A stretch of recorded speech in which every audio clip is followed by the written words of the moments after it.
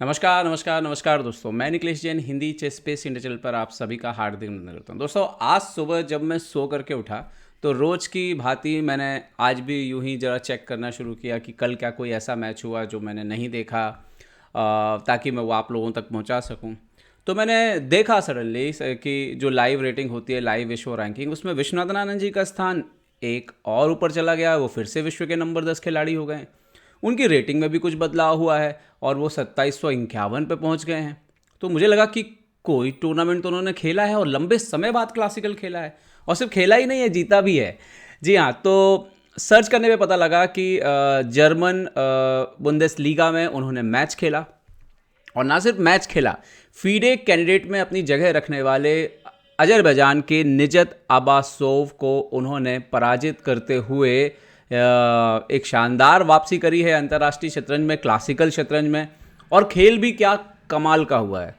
तो आइए नज़र डालते हैं उस मुकाबले में जो कि खेला गया कल रात को। तो विश्वनाथन आनंद जी सफ़ेद मोहरों से निजत अबासोव के खिलाफ जो है वो मुकाबला खेल रहे थे।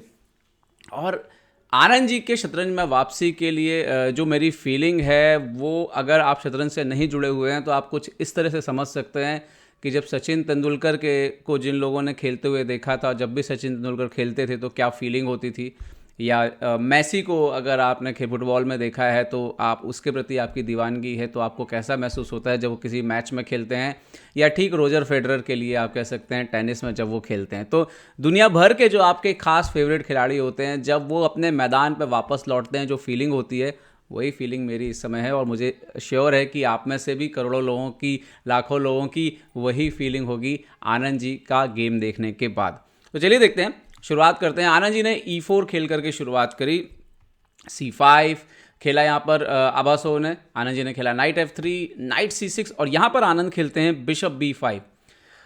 सिसिलियन रोजेलिमो है, मॉस्को वेरिएशन है, और ये बहुत ही खेला जाता है आजकल, और ये अलग अलग लाइनों में कन्वर्ट भी हो जाता है। इसका जो बेस्ट जवाब मैग्नस कार्लसन देते हैं वो होता है G6। सबसे ज़्यादा मैचेस उन्हीं के मिलेंगे आपको इस लाइन में। दूसरा एक ऑप्शन है, आप D6 भी खेल सकते हैं। और तीसरा यहाँ पर है कि आप जो है इस पोजीशन पे E6 खेल दीजिए, और वही यहाँ पर अबासोव ने चुनाव किया उसका। हालांकि ये सेकंड फेवरेट लाइन है। आनंद जी ने यहाँ पर कैसल किया और अबासोव खेलते हैं नाइट G7। आनंद कंटिन्यू करते हैं मेन लाइन जिस पर सबसे ज़्यादा गेम है, लगभग 4907, रोकी 1। और एक बार फिर से अबासोव जो है वो यहाँ पर लाइन स्विच करते हैं। यहाँ पर जो सबसे मेन लाइन है, जो सबसे ज़्यादा गेम खेले गए हैं, आप देख सकते हो A6 पे सबसे ज़्यादा गेम खेले गए हैं, लगभग 3500 के आसपास गेम है डाटाबेस में। नाइट D4 भी एक फेवरेट लाइन है यहाँ पर, जो कि काफ़ी खेली जाती है, और इस पर भी ठीक ठाक गेम है, 1000 के आसपास गेम है। इसके अलावा नाइट G6 खेला जाता रहा है, लेकिन अबासोव ने यहाँ पे B6 चुना, जिसके डाटाबेस पे ज़्यादा गेम नहीं है। लेकिन हाँ, डाटाबेस पे खुद अबासोव का एक गेम है जो उन्होंने पीटर स्वीडलर को जिस लाइन पे हराया, और मुझे लगता है शायद उसी बात का कॉन्फिडेंस आपको रहता है, जब अगर आप किसी लाइन में किसी बड़े प्लेयर को हरा दो तो आप वहाँ पर जो है कोशिश करते हैं उसी लाइन को दोहराने की। ओके, आनंद जी ने यहाँ पर C3 खेला, A6 खेलते हैं यहाँ पर अबासोव और चुनौती देते हैं। अगर आप यहाँ पे देखोगे तो A6 जो है वही सबसे मेन लाइन है। लेकिन यहाँ पर 82 गेम्स जो हैं उसमें अधिकतर बिशप F1 खेला गया है, बिशप A4 खेला गया है यहाँ पर इस पोजीशन पे। और लेकिन विश्वनाथन आनंद ने यहाँ पर खेला बिशप E2, और ये जो है अब यहाँ पर डाटाबेस में सिर्फ 2 गेम है, और दोनों गेम भारतीय खिलाड़ियों के हैं, अभिमन्यु पौराणिक और हर्षा भरत कोठी के ये मुकाबले हैं। और इसमें आगे क्या हुआ, अबासोव ने D5 किया, विश्वनाथ आनंद जी ने E/D5 मारा। ये गेम है हर्षा भरत कोठी का, ये मैच है वाई जू के खिलाफ, और ये ड्रॉ रहा है, 2023 में खेला गया है। लेकिन यहाँ पर इन्होंने जैसे ही नाइट D5 मारा, आनंद जी ने भी D4 खेला, बट अब यहाँ पे वो जो गेम कंटिन्यू हुआ था वो नाइट F6 करके कंटिन्यू हुआ था। लेकिन इस पोजीशन पे अबासोव ने बिशप E7 खेला, जो कि नॉवेल्टी है, मतलब कि ओवरऑल ये पोजीशन इससे पहले जो है वो कभी भी नहीं खेली गई है। तो आइए अब देखते हैं आगे गेम का वो हिस्सा जहाँ पर आप कह सकते हो कि तकनीकी तौर पर सब कुछ जो है वो नया था। तो जब अबासोव ने बिशप E7 खेला, ये थी एक नॉवेल्टी, लेकिन बड़ी बात ये थी कि इस पोजीशन तक दोनों ही खिलाड़ी बहुत तेज खेल रहे थे। विश्वनाथन आनंद तो बहुत ज़्यादा तेज खेल रहे थे।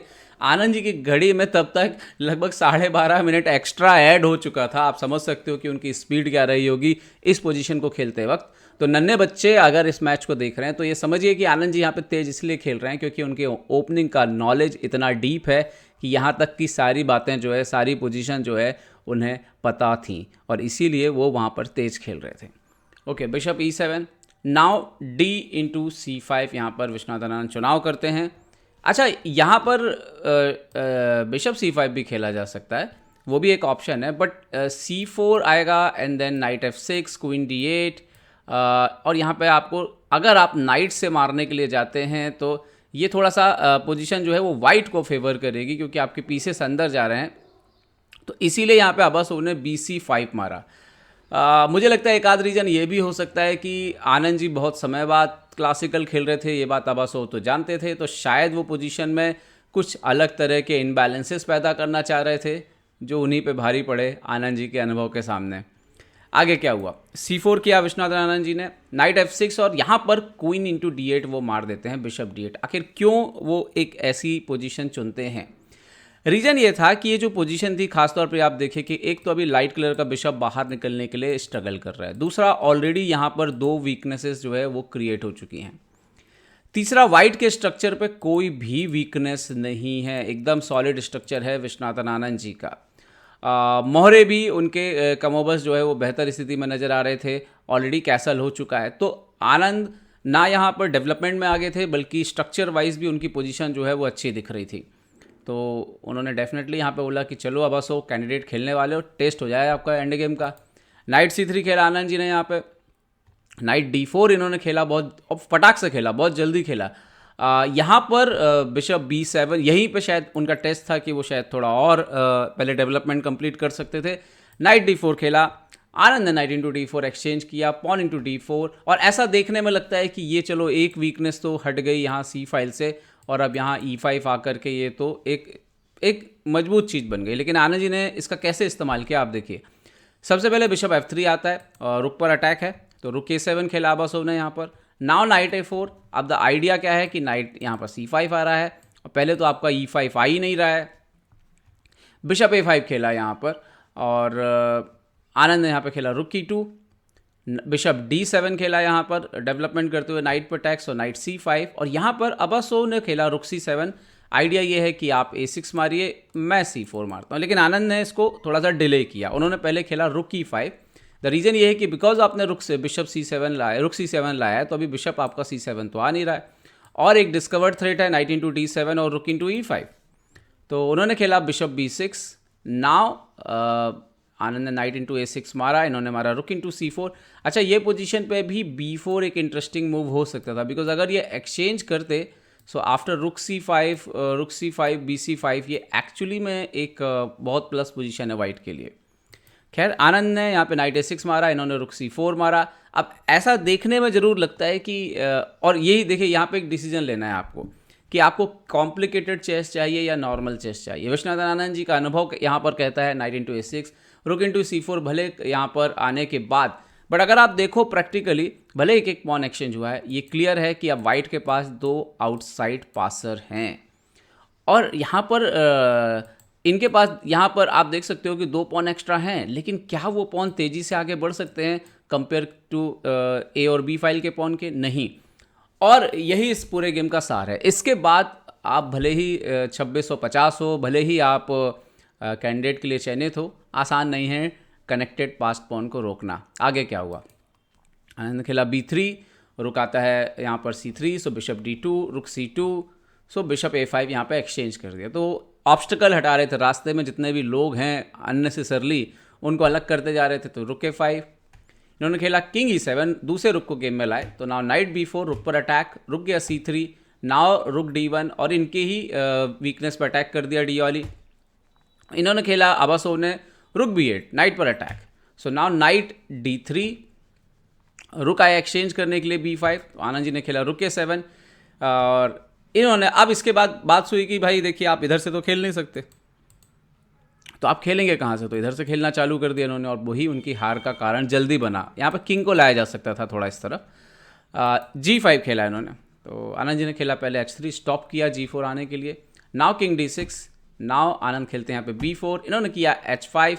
ये वो पोजीशन थी जहाँ पे थोड़ा उनको और रुक B6 वगैरह खेलना था टेम्पो, क्योंकि अगर यहाँ पर A4 खेला जाए तो E5 आ रहा था एक्चुअली में। तो लेकिन उन्होंने इसको हैंडल नहीं किया, H5 किया, तो tempo back to back tempo मिले यहाँ पर आनंद जी को। इन्होंने खेला रुक B8, नाउ B5 भी आता है तेजी से आगे बढ़ते हुए। G4 किया, अब वही था, वो किंग साइड कुछ करने की कोशिश कर रहे हैं, लेकिन यहाँ पे तो आपके पीसेस ही नहीं है ना यहाँ पे, तो आप क्या कितना अटैक करोगे आप। और वही हुआ, बिशप E2, इन्होंने खेला bishop E8, now Anand ji ने किया रुक A6 चेक, किंग D5 आता है। और ये और डेंजरस होता जा रहा था जब किंग सेंटर पे आता जा रहा था। आनंद जी ने F3 यहाँ पे ब्रेक देने की कोशिश की, इन्होंने G3 खेल दिया, बिशप F1।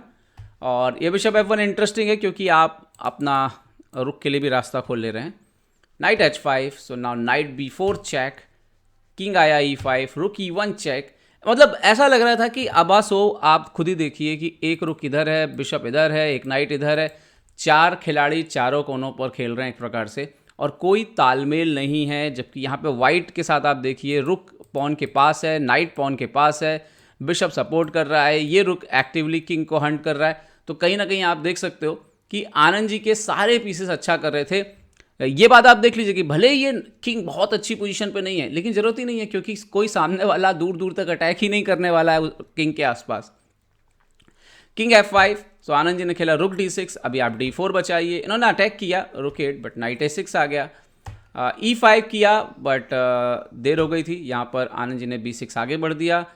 रुक B3 खेला, शायद वो लास्ट पोजीशन थी जहाँ पे बिशप C6 तो फोर्सफुली यहाँ पे खेलना ही खेलना चाहिए था, बट रुक B3 आया।